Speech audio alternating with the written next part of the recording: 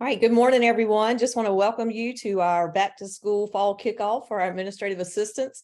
It seems like just the other day that we were here in the office celebrating you all, and now here it is time to start fall sports. Before we get started, though, I would like to turn it over to our commissioner, Dr. Jerome Singleton. Thank you, Amy. Good morning, and welcome to a brand new year. We're looking for exciting things. Appreciate you taking time from your busy day to join us, because we've got some information we want to share with you.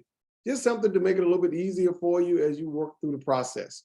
We've got some new information. We've got some new staff members that you're going to be introduced to. And we want to continue to encourage you and thank you for all that you do to help our student athletes. I'll turn it back over to Amy. Thank you. Thank you, Commissioner Singleton. So at this time, we're going to get started with today's presentation. It will be recorded. You'll be able to go back and watch it if you choose to. Also, if you have questions, we do ask that you put your questions in the Q&A down at the bottom. So if you do have questions throughout today's presentation, just please put those questions in the question box and we'll either respond directly to you or we will respond out loud for all of the group to hear. So at this time, we are going to start today's presentation.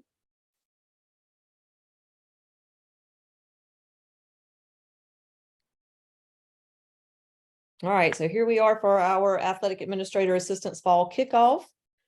And as we get started today, most of the information we share, you're going to be using big teams to enter this information. So your eligibility, transfers, foreign exchange. So that will be one of the sites that you will use to do a lot of things this fall to get your eligibility ready for your fall sports. And at this time, I am going to turn it over to Deputy Commissioner Charlie Witzke. Thanks, Amy. Welcome, everyone. I hope your start to the next year. I won't even say a new school year yet, because we're not, where most of you are just starting the next year. You don't even end. You don't feel like you ever end. It just keeps moving. So I hope it's going well. I hope we can cover everything today that you need us to help you get started. And of course, if you have any questions or anybody at your school has any questions, don't hesitate to reach out to our office. Academic eligibility. As many of you who were with us last year know that this has changed. You're now determining eligibility for the fall based off of their second semester. Of course, that student must be considered a full-time student at your school. Those guidelines are set forth by the State Department of Education. So if you call us and ask if the student meets standard for being a full-time student, we will politely say we aren't sure, because those are not the guidelines from this office. Those are guidelines from the State Department of Education. So if you have a question about a student and if they are considered full-time, you need to check with the State Department on that child. Of course, remember, if they are repeating a course that they have already received credit for, they can. However, that course cannot count towards one of their courses for eligibility. Participate in athletic activities. Remember, students in grades 9 through 12 must achieve an overall passing average. That is the first requirement. You're going to check to see if they have an overall passing average. The answer to that is yes. Then they must either pass at least 4 academic courses that include each unit the student takes, up to 4 that are required for graduation, or pass a total of 5 academic courses. So if the student has an overall passing average and they have passed 5 courses for second semester, then they will be eligible for the fall. You don't have to get in the weeds. You do not have to get down and look and dig and determine whether it was required or not. If they pass a total of 5 academic courses in the spring, then they will be eligible for this fall. Of course, remember, we go back, please, 1 second. Remember that they will, if they're a semester only class, that the semester will double down so that each course would count as 2. So they have 4 classes they took. If they passed 3 of those 4 classes and they earned a credit for each in the semester, you would double that down. So they would have a total of 6 courses passed. Students that pass the 4 courses, remember, they can pass just 4 and be eligible. There's also students who can pass 4 courses and not be eligible. So students have to pass the 4 academic courses, including the units they take up to 4. If they only pass 4 courses, then you have to determine the courses they passed and if they were required for graduation. If they passed 4 courses and all 4 that they passed were required for graduation, the student will be eligible. If they passed 4 courses and less than 4 that they passed were required for graduation, then you have to determine the courses they failed, if any were required for graduation. And if they were, then that student would not be eligible. So if a student passes 4, and of those 4 they passed, less than 4 were required for graduation, now you have to look at the courses they failed. And if they failed a course in that situation that was required, that student wouldn't be eligible. If you have any questions or are confused, feel free to contact our office. Remember, the eligibility requirements, as I've stated, is for the previous semester. Credits earned in summer school can be used. Those credits are approved by the State Department of Education. Of course, that deals with summer school and credit recovery, and you can only use up to 2 for fall eligibility. You have until the second Monday in August to be able to earn those credits. And of course, those will count as 1 course. There is no doubling down any courses over the summer. Remember, students that pass the 6th, 7th, and 8th grades by academic policy, promotion policy at your district level, they will be eligible for the fall. So an incoming 9th grader at the high school, if they were academically promoted due to district policy, that student will be considered having met the requirements, and in eligibility, you'd put PA for them. Rising 6th and 7th graders, the same thing. And then, of course, rising 8th graders would be in that, or rising 7th and 8th would be in that same boat as well. Remember that if a student, as we go back to the high school eligibility, one thing I do want to point out, because we have gotten a lot of questions on this, is if a student is in a year-long course, for example, you have 7 periods a day all year long, and they have their semester 2 grade and their year-long grade, which grade do we use? You're going to use the year-long course grade for that student. Even though they earned a semester 2 grade, they earned the full credit for the year. So you use the year-long grade. So you could have situations there where the student failed the semester but passed the year, or passed the semester and failed the year. But you're going to use that year-long grade if it is a year-long course. Any questions on academic eligibility? So far, we do not have any. Okay, Arbiter, if you have any questions on Arbiter, Jill in our office is the person you want to reach out to. The biggest change in Arbiter this year is that everyone in our state on the school level will be using Arbiter Game. Last year, Arbiter made this option free, and we passed it on to our schools, and some schools just chose not to get into it and integrate with it. However, this year we have basically eliminated your previous account, and everybody has an Arbiter Game account now. All that information in there should have been merged over, and you shouldn't see any information missing from what you already had in your account. Arbiter Game has a little bit more features to it than the old Arbiter system did, and there are a lot of step-by-step directions to follow. Once you understand it and get moving in it, it can be a little bit easier to navigate and a little bit simpler to do. But there are some key instructions. Jill has sent a ton of information out on this in the last week or two, also in the last 5 or 6 months. This is simply a chance for us to clean up Arbiter on our end, because if everybody's in Arbiter Game, then we can speak the same language to all 200 plus member schools and middle schools. There was a training provided yesterday. If you were able to attend that training, we hope that it was beneficial to you. If you were not, we're working on getting a recording copy of that so we can post it on our website so you can watch it.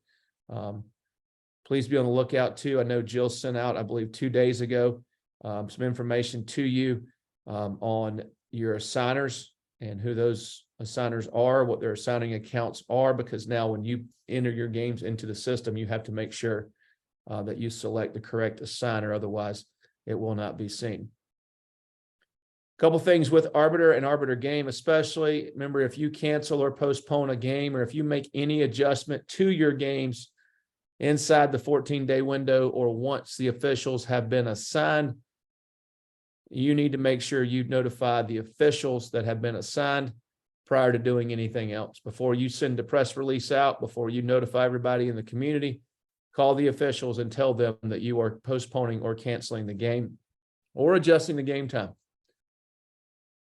Do not just send an email to us. Do not just send an email to their assigner and expect those folks to get the information in a timely manner.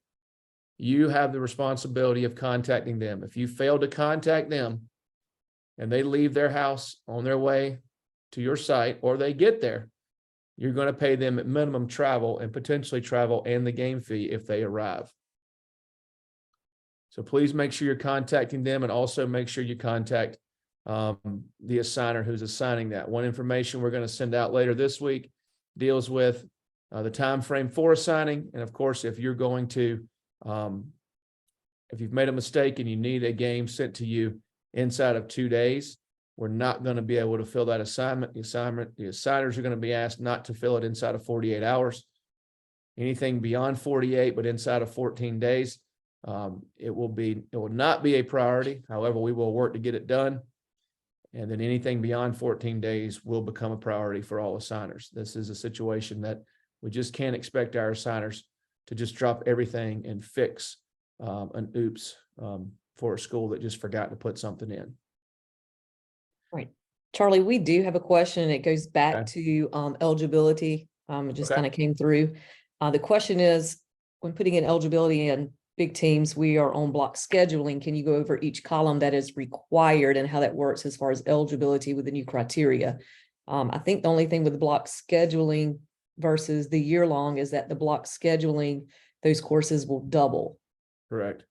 So yeah, so when you get in there, you have the option of 5+ or 4. And if you put in the 5+, the other columns are going to populate to NA. So you wouldn't have to put anything in those columns. It's only if you have 4 that they have passed that you have to answer the following columns. Is that correct, with the number of required courses taken and passed? Yes, that's my understanding. If you put the minimum, which is 4, then you have to fill everything out to assure that everything is correct. If you hit 5, then the understanding is that the other columns become insignificant because of, in terms of whether the credit was required or not required. And yes, if you're on block scheduling, which is a 4x4, the student has the opportunity to earn 4 credits each semester. You have to double those courses down to give the kid the opportunity to have the same opportunity as every other student athlete. Yes. All right, thank you. Any questions on Arbiter? If you do have any questions on Arbiter, get in touch with Jill. I think the last thing I've got to cover with you is the cash option at the gates. Don't know a lot of answers to the questions you're going to have. I would tell you, you probably ought to talk to the State Department of Education on this. As you see here, this is, I believe it's part of the State Appropriation Act. This is 1B Section 1 under H630, which is Department of Education. This is the education funding bill. It is written in there that for the current fiscal year, which is this year, any school district or school that receives funds appropriated with this act, which would be every public school in this state, must accept cash as a payment option for admission to extracurricular activity. Doesn't say you must accept it as the only option. Doesn't say you have to put it at every entrance gate or everywhere. This is, you must have an option for cash payment at your gates. That is your way to figure that out. If you've got questions on that, you need to contact your Department of Education and find out, specific answers to these questions. The league, when we offer championships, there will be an option to buy tickets at the gate. You can still use digital ticketing as your primary source for selling tickets, but this is a requirement through what is now state law for this year.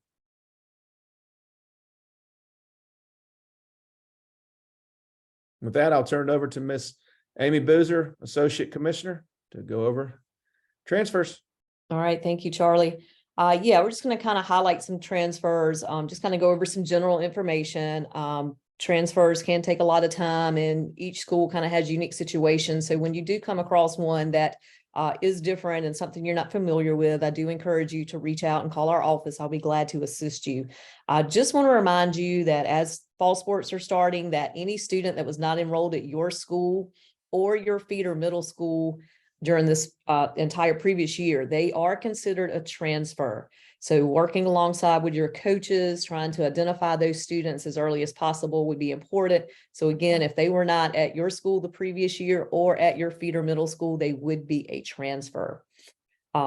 Just want to reference you to our bylaws, section 10. That is where we cover the transfers. And that goes A through N, and they also have to meet the 2 criteria. All transfers must be complete prior to that student athlete competing. They're eligible to practice, but they cannot play in a scrimmage, jamboree, or contest. So all transfer forms must be completed prior to that student athlete competing. And then notarized documents. If you get notarized documents, your first thought needs to be no to meeting eligibility for athletics. A lot of times parents will come in and they'll have something notarized. That is not necessarily a legal document. So if you have questions, please call our office regarding anything you get that's notarized, but your first thought should be no for eligibility. All right, all students that transfer have 2 criteria that they must meet. If they do not meet either of these criteria, then they are not eligible for the year. First, the student must be eligible to represent the school from which they are leaving. So you need to check and reach out and contact that school that they are leaving to make sure that student left in good standing and was eligible to represent them. And you will see on the transfer form, when you're doing transfers, we have added 2 new things on there. One of them will be, who did you speak to at the former school? So you will have to identify that person, and your only options will be to speak with a principal or athletic director. So that is due to the transfer form. And then secondly, did the student participate on an outside team in which a coach, this does include a volunteer coach, coached or had input to the selection of the outside team. So again, if a transfer does not meet either of these criteria, then they would not be eligible for the entire year. All right, just some types of transfers. And again, these are covered in our bylaws A through N, and these are just some of the common ones that you'll probably see. The bona fide change of address. Please note, with the bona fide change of address, that means the entire family has moved, not just part of the family. The entire family that resided in that household would be the ones that have to move for it to be a bona fide change of address. Your intra-district transfers, those are allowed with school districts that have multiple schools. So you could have an intra-district transfer. Inter-district transfer would be students transferring across district lines. And with your inter-district, that would be limited eligibility and sub-varsity only. And both intra and inter, you're going to have a form that needs to be completed by the school that they are leaving for the principal and superintendent to sign off. 9th grade district school choice, this must occur the 9th grade year, and they have to do this option day 1. So wherever they go day 1 of 9th grade is where that eligibility is going to be. So if they choose to utilize district school choice, they can do that the first day of 9th grade where they start school. Another one that we commonly have is a one-time move to a biological parent. Non-member to member schools. We're seeing this a little bit more frequently, especially with students that are transferring from, say, your virtual online charter schools and re-enrolling back in your school. That would be considered a type of non-member to member. And then your parents' separation and divorce. Now, these are not all of the types of transfers. These are just some of the common ones that we do see and deal with. And again, like I said, when you have questions regarding transfers, please pick up the phone or send an email, and we'll be glad to assist you. All right, the next slide, guardianship. We get a lot of times that parents will identify another person as the guardian of their child, and they have that right to do that as parents. But for league purposes, we recognize guardianship as a legally appointed guardian, and you can see the following circumstances. So both parents are deceased, both parents reside outside the contiguous United States, and the parents are United States citizens. C, a student becomes a ward of the court and the Department of Social Services assumes legal guardianship. So with this, that would definitely be recognized. Foster parents would be recognized immediately. A student becomes the ward of an orphanage. And then E was added this past year. So this one did go into effect this past year to recognize guardianship. And that is the student resides with a guardian other than the parent for 365 consecutive days with no change in guardianship. So there are some guidelines as to what is recognized as guardianship for eligibility. And it's not just a parent getting something notarized to give guardianship to someone else for their child. So just want to bring your attention to that. And charter school and homeschool, and we're seeing more and more with our charter schools and the virtual online charter schools. State law does allow students who attend a public charter school that does not offer the sport eligible to play only where they are zoned to attend. This includes online public charter schools. So if you have a student that is attending a charter school, whether it's online, whether it's brick and mortar, and that sport is not offered, they are eligible to play at the school in which they are zoned to attend. All right, state law for homeschool students, they're also only eligible to play where they are zoned to attend, but the difference is if that student is with a homeschooled association, then they have to be with that homeschool association for at least 1 year prior to participation. So you need to check to see if that student has been homeschooled at least 1 year, and this can occur anytime during their academic career, but you do have to verify that. If not, they do have to wait 1 year before they are eligible. And that is your students with homeschool associations. Very important when you have parents call and say, oh, my student's going to be homeschooled, to verify what type of homeschool are they doing? Are they doing a virtual online charter, or are they truly doing a homeschool association? All right, these students would not be considered transfers, so you would not do transfers on them. They would just be considered students of your school. Private school students are not eligible.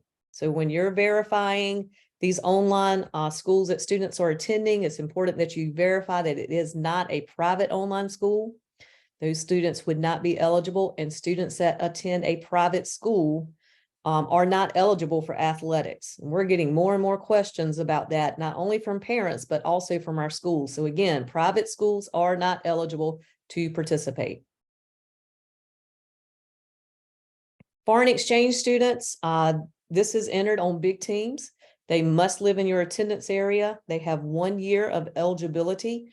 And when you're completing your foreign exchange on big teams, you will see that we have the approved foreign exchange programs listed. If your foreign exchange program is not listed, then that means that they are not a member, and therefore they would not be eligible. But again, these foreign exchange forms are on big teams, and there are instructions on how you input that information when you go there. And then last, just want to share and just want to kind of go over some helpful interpretations as you're getting this school year started. A transfer student, make sure you're always checking those very closely. Many will not be eligible. Never submit a student on a certificate of eligibility without having all necessary paperwork on file. Okay, again, so make sure all that paperwork you have on file prior to submitting them on the certificate of eligibility. Always check the records for the courses and units passed by a student. So as you're going through to check their academic eligibility, just really check those records and courses passed to make sure they are meeting the academic eligibility. Your certificates of eligibility must be submitted 7 days prior to the first contest in that sport. So if you do have preseason contests, that eligibility must be submitted. All varsity sports schedules, those must be filed with the high school league. We have Arbiter, where you will file your football, your volleyball, basketball, wrestling. Some of those sports will be sent in Arbiter, and then you have other sports that you will complete a form and submit your schedule. That way, those can be found in the athletic director's notebook. All schedules should have been submitted to our office by now. Volleyball and football were due May 1st, and all other schedules were due August 1st. So those should have been submitted to our office. If not, then you need to get those in as soon as possible. As far as students practicing, they should never be allowed to practice without having a parent's permission form, physical exam, and insurance coverage. Players have the same restrictions as team on the number of games played. So again, a player has the same restrictions as a team on the number of games played. And with your middle school students, there are restrictions on if they may move up or down. Anyone other than junior high or middle school, they can move up and down. So your JV to varsity, there are no issues. But if you do have middle school players, there are the advanced participation rule that does come into effect with them. Teachers' children, they have the same restrictions as other students. We get a lot of calls when we have a teacher and their child's coming to our school. Our rules and regulations govern all students. We do not have a special section for teachers. So all children have the same restrictions. And then last, always, if you have any questions, contact our office. That is what we're here for. We're here to assist you and do whatever we can to help you as you're getting this year started and throughout this year. So if there are no questions, I am going to turn it over to Associate Commissioner Sarah Hayes. Good morning, everyone. Hope everybody is having a great morning, and want to wish everybody well this year, this school year, and throughout your sports seasons. So we're going to jump a little bit real quick into student athlete ejections, some of the things that you may have to do, some of the things that you have to see. Just want to make sure that you're informed of the process. So when a student athlete gets ejected, there is a school ejection report that must be submitted. This will get the process started, and if there's any investigation or anything that needs to happen, but that will get the process started. And it's very, very important to get that in. Also, video is important, and on this form, you have the ability to upload video of the situation or the incident that happened. When a student athlete gets ejected, they can remain in the bench area. This is essentially for supervisory, for supervision. A student athlete can't leave the facility and wander around, but they can stay in the bench area with their team. Also, when they're ejected, they are immediately ineligible. Whether there's suspension that's going to be served, they are not able to play until that is served. Here you see the minimum of game suspensions for ejections for student athletes per sport, and that is based on the number of contests each sport can have. So for your sports that have more contests, that minimum increases. For your sports that have less number of contests, that minimum number decreases. The ejection has to be served at the level that it occurs. So sometimes there's a student athlete that does both JV and varsity. If a student athlete gets ejected at the JV level, they will have to serve those suspensions during the JV games. They might miss or not be able to play in some varsity games, but they will have to serve it at the JV level. Second ejection in the same sport, that's 2-week suspension. So that student athlete will miss any games that occur during that 2-week period. Ejections carry over season to season and year to year. So if you have a student athlete in one of the programs at your school, say they got ejected during soccer season, was not able to serve all of the games, and they are a fall sport athlete, they will have to finish out serving their suspension during that fall sport season. And also another important piece to the player ejection. So they don't not only get the consequence, but we also send a form or a link to a form that they have to fill out. It causes them to reflect on what happened, just to think about their actions and what they can do next time if they're ever presented with this situation. Just kind of a positive spin, allow them to think about what they've done and hopefully improve upon their behavior if they were to ever come against that situation again in their sport or any other sport. Next, we're going to talk quickly about coaches' ejections. There are a few differences. Once again, that ejection report must be filled out, and it has to be filled out just as the student athletes, that either that night or at minimum or at maximum the next day. That gets that process started for the whatever suspensions or consequences comes down. A coach has to leave the facility and cannot return to the facility. So different than a student athlete, that coach must leave the facility. Very similar to the student athlete, they cannot return. They have to serve their suspension until they are cleared, until they serve or they're cleared by the high school league. The minimum game suspension for a coach, not only is there game suspension, but there is a fine associated with that suspension, 2 games and the $300 fine. Very similar to student athletes. Once again, that suspension has to be served at the level. So maybe you have a head varsity coach that comes down and helps the JV team. They get ejected from that JV game.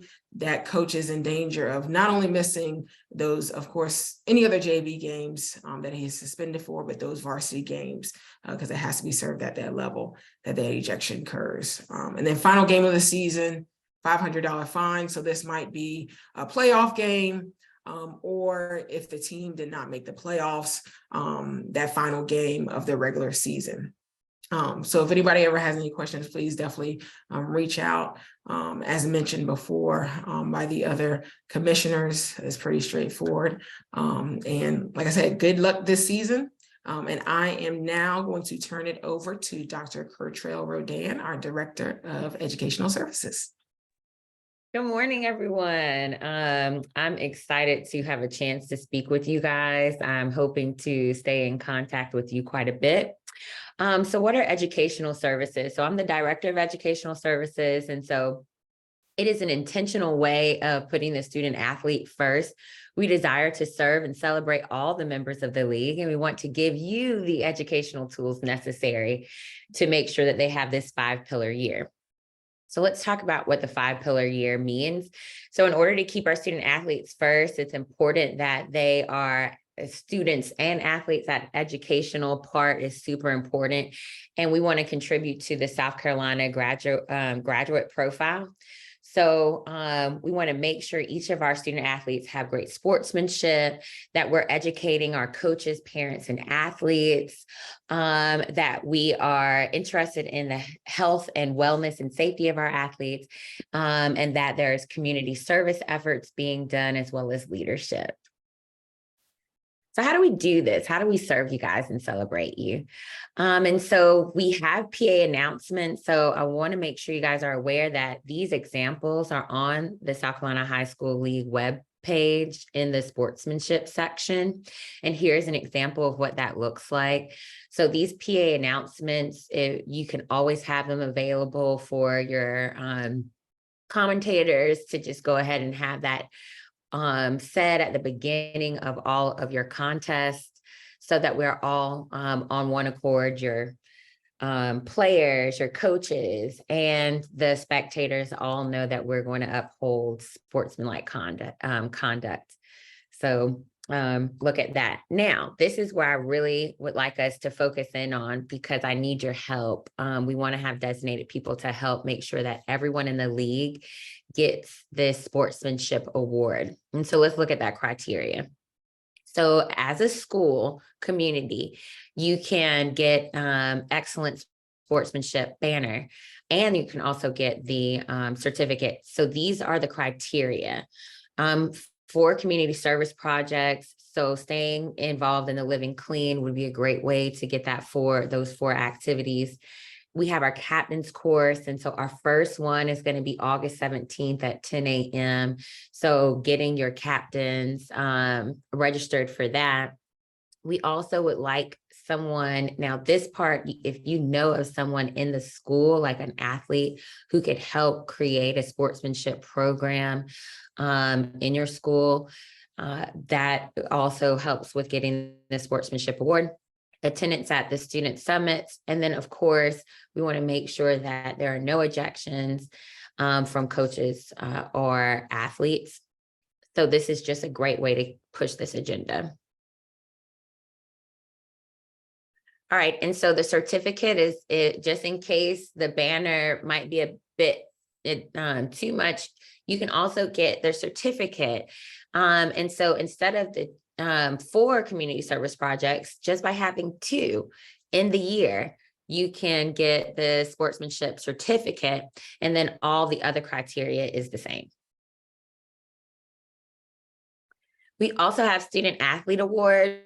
So your multi-sport athlete award can be given to any athlete on the varsity level who is a varsity athlete for two or more sports. And so I find that this award is, we want to make sure that every kid gets this award. And so getting those names in are super important. And so a way to make sure that to guarantee that those names get in on time, please make sure you're looking at the website for the deadlines. But then also, if we have someone, i.e. you guys hopefully have access to the rosters and big teams, to just make sure that each of your athletes who are part of two sports get this award and get them in before their banquets. And we also have scholarship awards for our seniors as well. So getting this information into us, make sure that your athletes get those awards. And then we have our student of the month. And so getting information about students and then submitting it to us will be starting in September. And so we want to make sure that you guys are submitting these, this on the South Carolina High School League, so that we can celebrate your student athletes. Living Clean weeks. All right, so please make sure to mark your calendar for these weeks. This is, once again, a way for you to get that sportsmanship award. September 18th through the 23rd will be Cleanup Sportsmanship. So this would be a great time to, once again, find your community leaders, coaches. You can use your student council members, and you can have a whole pep rally, a whole spirit week even, wrapped around sportsmanship and just having that love for each other and the sports. The second Living Clean week will be January 8th through the 12th. And so this will be where we really promote no ejection week and a litter cleanup week. So you would submit pictures of your athletes cleaning up the stadium, cleaning up different areas around the school. This is just a great opportunity. And so we're looking for pictures and for you guys to submit that information to us. And then the last Living Clean would be March 18th through the 22nd. And this would be a cleanup of the community. So some of the ideas could be a litter-free game, to go ahead and put that on the PA to just get the whole community involved and making sure to keep the areas clean. Adopt a highway is a great way to get that litter cleanup. And then once again, a litter cleanup, it could be around the school, but it can also be within a community, another community space around, near and around your area. So the captain's workshop.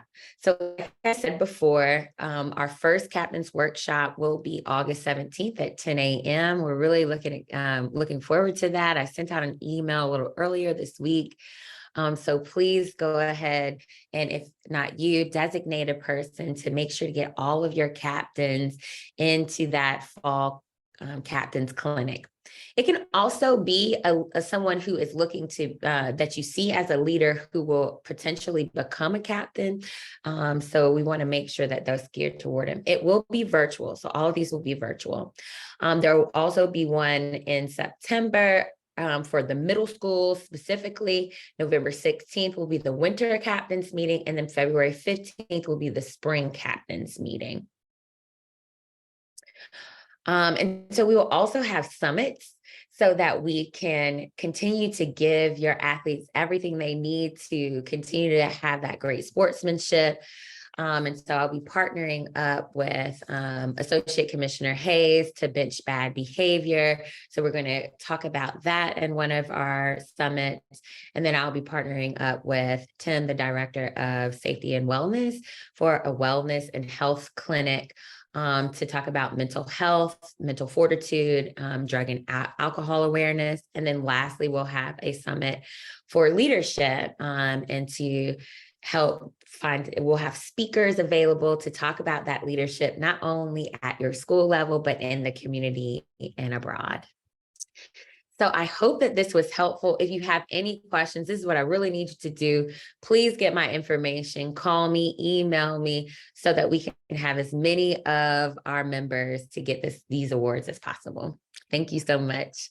Now passing it on to Tim Kenny, Director of Health and Wellness, or Safety, sorry. Thank you, Dr. Hordem. Like Coach Ross said, my name is Tim Kinney. I'm the Director of Health, Safety, and Wellness here at the league. I'm going to be very, very quick with you. Just the one slide here. If you have any questions, though, before you start here, I've been fielding a lot of questions on the wet bulb globe temperature and the heat requirements. If you do have any questions on that, just shoot me an email, give me a call. I'll be happy to answer those. There's a couple of variations with that, but just give me a call. First of all coaches every single year, this is not anything new, but they need to finish these 4 courses: the concussion course, heat acclimatization, sudden cardiac arrest, protecting students from abuse. Those are all on nfhslearn.com. They're free, but they need to be done every single year. Every 2 years, make sure our coaches are CPR and AED certified.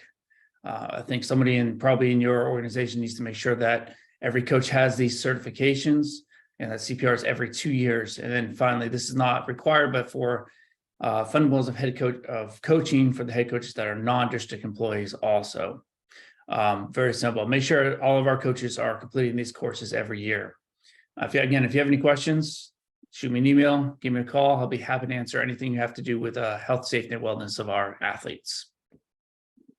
And send it to Ramanda. Thank you so much, Tim. I am Ramanda Noble Watson. I'm sure I met a lot of you all at the meeting in April. I am the Director of Communications and Public Relations. And I'm going to speak about the things that's listed on the slide. The first thing is the school PR ambassador, much like Dr. Rodan spoke about, having someone who I can reach out to in the event, especially during the playoff times when we're trying to get the brackets updated. Brackets should be updated the night of the game, no later than 7 a.m. the next morning, but preferably the night of the game. So if your score is not updated, that PR ambassador gives me that person I could call to say, hey, do you have your score? And they can get the score for me right there at the school. We also spoke to this with the ADs and principals about this information. So if you can work alongside them, that would be great. Also, if there is someone, if you all have a student media program at your school, please email me. I'm compiling a list of those so I can set up a meeting with them to see how that can help them get involved. You all should have received your first 2 news on the 1st. If you did not receive it, that means you're not listening to our database, which is important to keep updated because that's what all the important information when we send that stuff out. So if you did not receive it, please reach out to me so we can have you to check to see if your name is in fact in the database as the athletic administrative assistant. And going to social media, we ask that you please encourage your coaches, athletics directors, principals, anytime you have good news with your student athletes that you share on social media, please tag SCHSL on the social media platforms. And moving on to Rewind. Rewind is the section on our website under the communications tab that shows all the videos that we've had, like Charlie spoke about the Arbiter video that we're trying to get a copy of. It will be underneath the Rewind tab. Our press conferences for championships, that's under there, and the videos that we put out will be under the Rewind tab. So please reach out, look at that. If you have any questions, some of your questions may be answered in some of the videos that's put there. And lastly, I have developed a database of all this of the media outlets in the various areas across the state of South Carolina so that we can get your information out, especially about championships and the press conferences. So if you look in your social media, in your local media and don't see that information, just reach out to me. They may or may not have be on my list, and I will add them on the list. And that's pretty much all I have, unless someone has a question. I did see it. Okay. So Miss Amy, back to you. All right, well, we're getting ready to close this out. So just a few final things to share with you. Your rulebook orders, those can be ordered through Shopify on our website. This is a digital platform. It does help schools track your orders, your shipments and payments. You can pay with credit card, or you can be sent an invoice and then payment can be sent back. So again, those are listed on our website. Here is the QR code, but the rule books that we have in stock are listed on Shopify. So you can go ahead and place those orders. I think for your fall and winter sports for sure. Spring sports, I think some are in, but maybe not all. But again, it will be listed on Shopify as to what rule books we have in place for you to order. All right, the directory, very important. And I went on a directory this morning. It is extremely important. And I encourage you today to take the time and go look at your to look at your directory to see if it has been updated. When you have a change with principals, athletic directors, secretaries, coaches, etc., anytime throughout the school year, over the summer, that directory must be updated. Any changes, additions, or deletions that you make to the directory, it'll be updated immediately on our website. It is linked to the mass email list that is sent from our office. So if you are not getting emails, if your principal's not getting emails, your athletic director's not getting emails, that means either one, your directory is not updated, or two, their email address may be typed in incorrectly. So please, I encourage you to go check that directory. I was online this morning looking for tennis coach. Tennis coach was there, but I noticed that the athletic director that was at that school last year is no longer at that school this year, and that athletic director was still listed. So again, go check your directory. If your directory is not updated, you will not receive emails and information from our office. You have a directory administrator, so that is the person listed who can update that. I think we shared that with you all at the April meeting. But again, I cannot stress the importance enough of making sure your directory is updated. Also, for your principals and athletic directors, when it asks for cell phone information, we need those cell phones to be put in the directory. We're the only ones that have access to that from our office. No one else has access. That is not posted on the website, but it is important that we have cell phones for athletic directors and principals, as there are situations after school hours that we may need to contact those individuals. So please make sure that information is added as well. If you do have problems with directory, then please reach out to Keith in our office, or you can also reach out to Brooke. There is a link that she can send you if you need that link. So you can just send Brooke an email at SCHSL, and her email is Brooke with an E at schsl.org. League passes. Of course, this is a hot topic as we are starting the year. So league passes will be available this year through Hometown. No longer are we using Dragonfly, so you can delete the Dragonfly apps. That will not be what is being used. The principal was sent an email from Keith. And in that email, basically it's stating that they will receive an email from Hometown with instructions for how passes are to be how to be ordered. Hometown will be processing these passes each Friday. So again, league passes will be through Hometown, not Dragonfly. All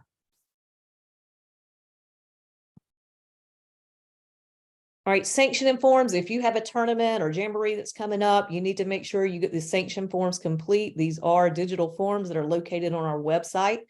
These forms are there for the South Carolina High School League, as well as the bordering state applications. These are due to our office at least 30 days prior to the event. Late forms will incur a $25 late fee. And if you are inviting other states outside of our bordering states, that will require an NFHS sanctioning form. And I think the final thing we're going to cover will be financial forms. I know this is kind of early as we're just kicking off the school year and not really getting to playoffs, but our financial forms are updated. They are located in the form section of the website. And when you go online, you'll see that we have broken them down into the sports season. So they will be there based on fall, winter, spring. So when you go to fall, you'll see your football, your volleyball financial forms that will be there. Remember, these are due to the league office, even if no money is due. These are to be submitted to the league office and to the visiting schools. All right, now see, I do have a couple questions, so I'm going to pull this up really quick and see what needs to be answered. And the directory, we talked about that. If you need the link for that, just simply send an email. We'll get you that link. Our directory is online and it is through, I think it's NAC is the web browser that we use for that. Let's see.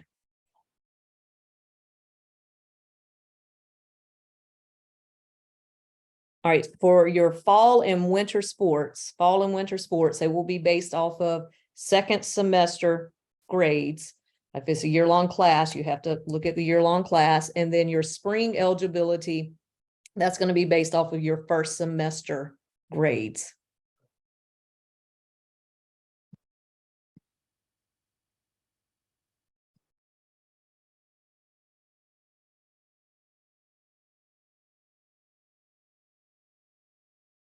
All right, and the high school league passes. So once your principal submits those coaches to receive high school league passes, then that is the approval.